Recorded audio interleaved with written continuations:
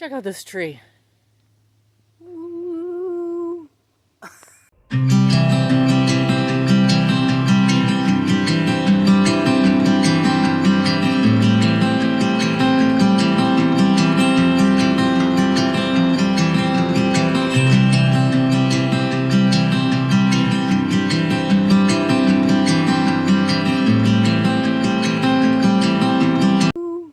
How cool is that? Nature will always find a way. I think that is probably one of the coolest things ever. I'm done with my run and I was walking and I passed this like twice and never really looked at it. That's what you get when you're focused on your running. Happy Thursday. Oh, I have today and tomorrow off. So I decided to do, I got it from a coach, my hero run, which is essentially your long run. Here, this tree has just got me captivated, like seriously captivated. How cool is that? Anyway, he calls it a hero run because, you know, when you hear long run, what does that trigger in your brain?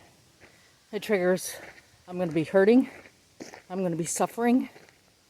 But if you call it a hero run, then it's like, gives you some motivation. I'm doing me a hero run. And believe me, I am doing this long run. I was supposed to do an hour and 40 minutes, which I did.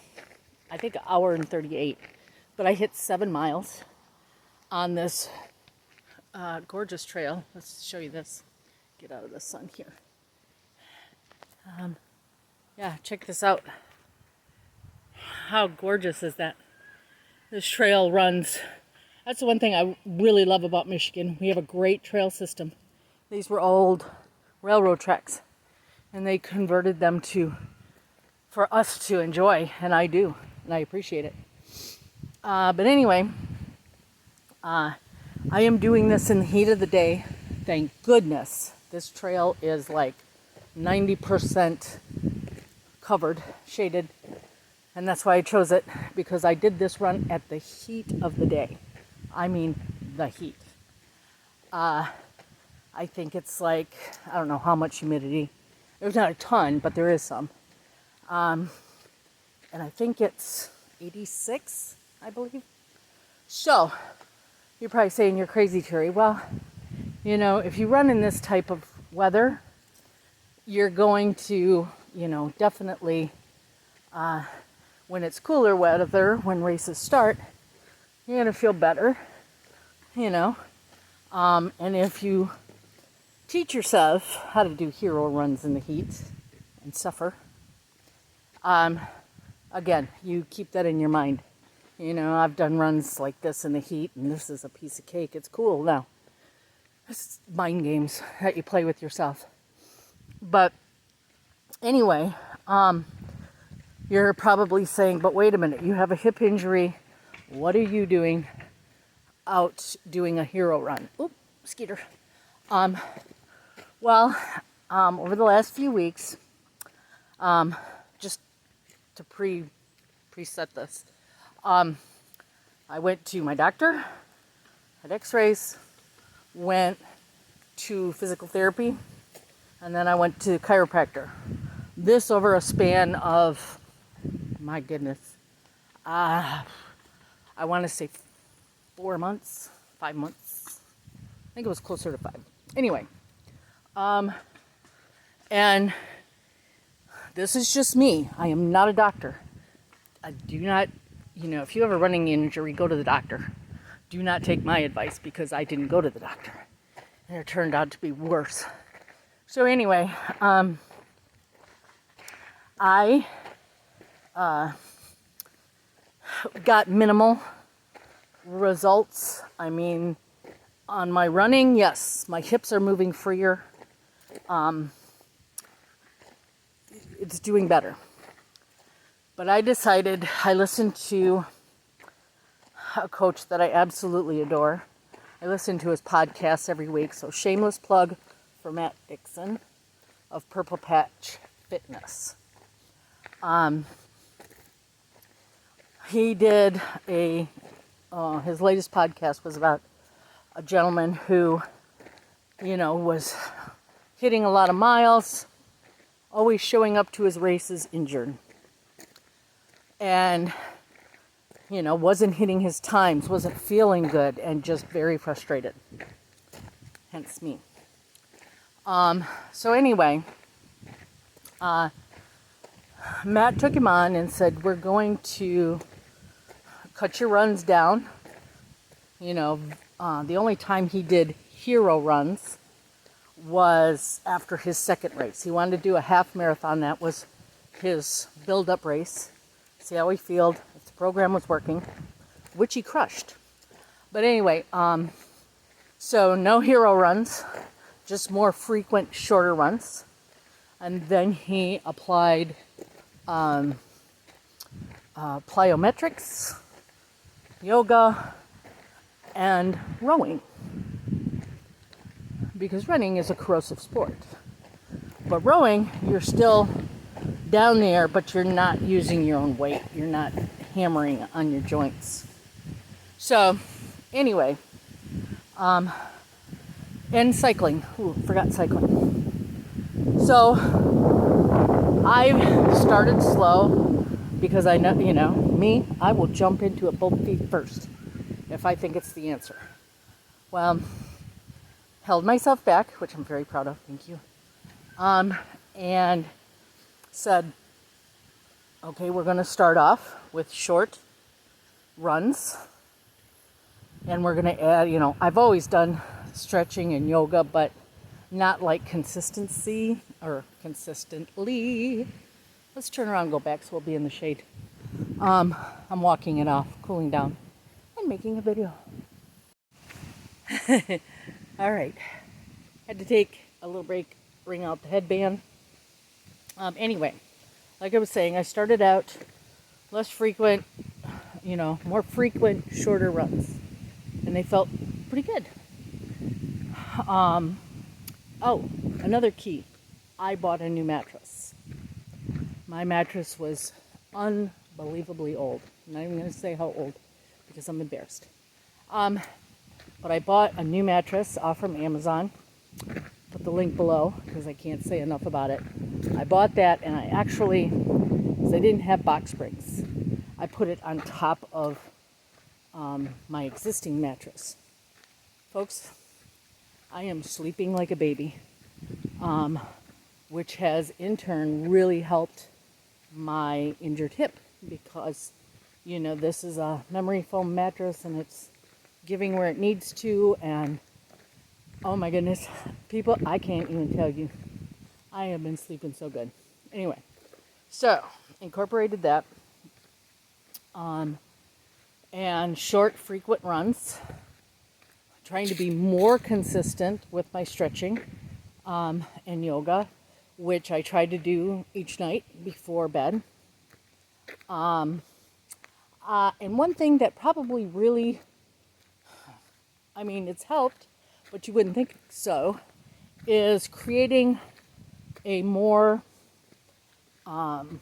steady evening routine, because I work second shift and those hours are crazy. So when I get home, I take care of Austen Adventure Dog, who by the way is not with me today. It's too hot for her.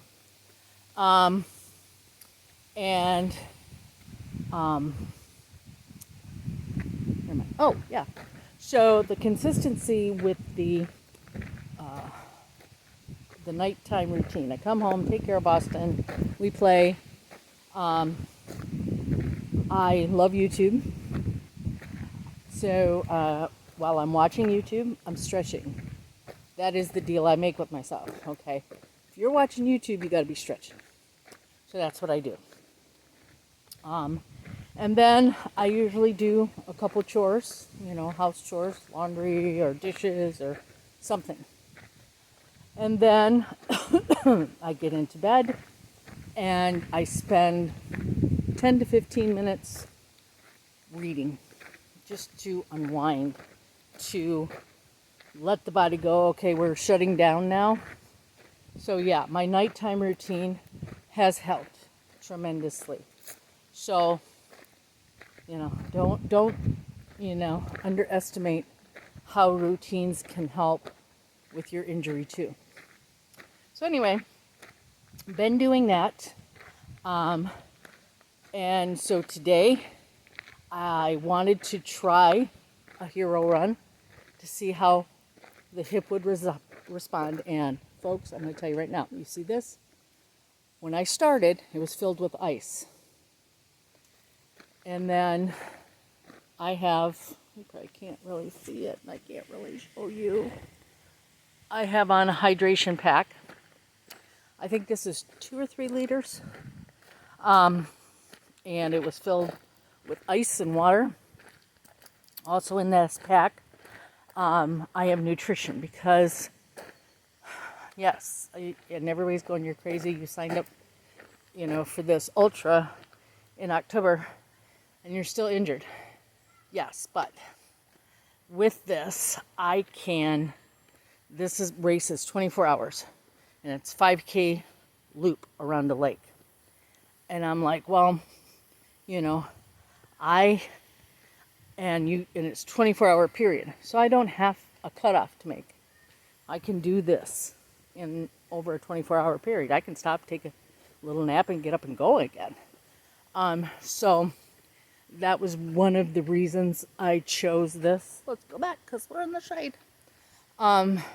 This race. And also, the big part of trying to do an ultra is nutrition and fueling. And so today I was practicing that because there are no aid stations on the course, only at the start-finish line.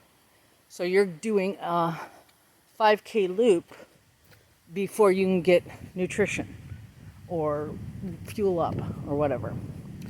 So my thoughts were today, okay, 5K, hit my 5K mark, have nutrition, which I brought some. I love honey stingers because they don't taste like chemicals and they sit good on the tummy and do not cause me, anyway, GI distress like a lot of gels and goos and things like that can do. So I brought that along. I also brought some, I was sipping on Noon Hydration on the way here, and I will sip on it on the way home. And I also brought some I brought Honey Stinger waffle. So at the 3K mark, I had that. And then popped a couple chews in my mouth and my water. And so that is my idea of how I'm going to fuel. So every 5K, I'm going to take in nutrition, but I'm going to have my water with me, of course. So I was sipping on my water. As hot as it was, I was sipping on my water. I take a good sip every minute or two. And this run, 7 miles, actually felt good. Now what I'm going to do is I'm going to go home. As you see, I'm walking out. I'm not just stopping. That's a problem too, is just stopping. You cramp up, so I'm not stopping. I'm walking it out, and I'll go home. Never underestimate a good Epsom salts soak after a hard run. And of course, sip on my Noon, get back in that salt and calories and things like that. Also going to have a protein shake, get the protein in, probably while I'm in the tub. And then I will probably, I have a precussion gun after the baths, after I get an actual meal in, then I'll use the precussion gun, which is one of those things, if you don't have one, because like, oh, I can't think of the brand names, but you can get them. I got mine on Amazon with different attachments for, I think, $40 or $50. Was not bad. I can also link that down below for y'all. I mean, I love that thing. So anyway, that's what I will do, because I don't want this injury flaring up again. I don't want, I want to stay healthy. So that's the plan, and it's been working. Short, frequent runs, except for today. Short, frequent runs, more stretching. I have done a couple bike rides. Also been trying to hit the bike trainer a little bit. And when I go to the gym, I've been doing 10 minutes of rowing. And then I go and hit the weight machines and do a weight workout. So I've been doing that twice a week. I want to up it to like 3 or 4, but I don't want to, again, get froggy and injure myself. So anyway, that's what I have been doing, and so I'll take you on my journey, and we'll see if we can't repair this hip. I hope you're having a great day. I know I am. This is how I know I've bought a good toy. Her bed is ripped apart. The toy is locked up inside of the banky. And she is just having a ball. What happened? Let's see if we can find it. Oh my goodness, and it has a really good squeaky in it. Yeah, it has a really good squeaky. This dog is so spoiled. Hey, now it's after midnight. So it's happy Sunday. Oh my goodness. If you are looking for a soap that's not only pretty, but just has a relaxing scent, this is it. My phone does not do this justice. This is so amazing. It is beautiful. It smells amazing. This is eucalyptus spearmint. And this is a spa soap. This is a spa soap. This is a summer scent. I am so excited about this.